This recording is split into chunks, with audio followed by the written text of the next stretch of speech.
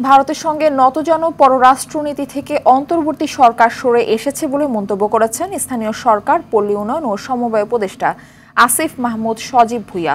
দুপুরে কুমিল্লায় African Asian প্রশিক্ষণ কর্মশালার সমাপনী শেষে সাংবাদিকদের প্রশ্নের জবাবে এই মন্তব্য করেন তিনি।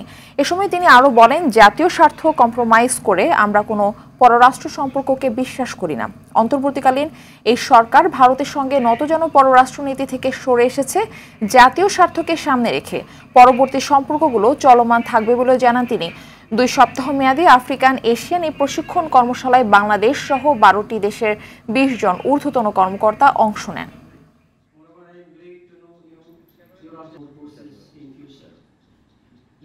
ভারতের সাথে এর আগে আমাদের যেই নতজানু পররাষ্ট্রনীতি ছিল সেটা থেকে আমরা অন্তর্বর্তীকালীন সরকার সরে এসেছি এবং আমাদের পরবর্তী সম্পর্কটা চলমান থাকবে আমাদের ন্যাশনাল ইন্টারেস্ট অর্থাৎ জাতীয় স্বার্থকে সামনে রেখেই। জাতীয় স্বার্থকে কম্প্রোমাইজ করে কোনো রিলেশনে আমরা ইন্টারন্যাশনাল রিলেশন আমরা বিশ্বাস করি না।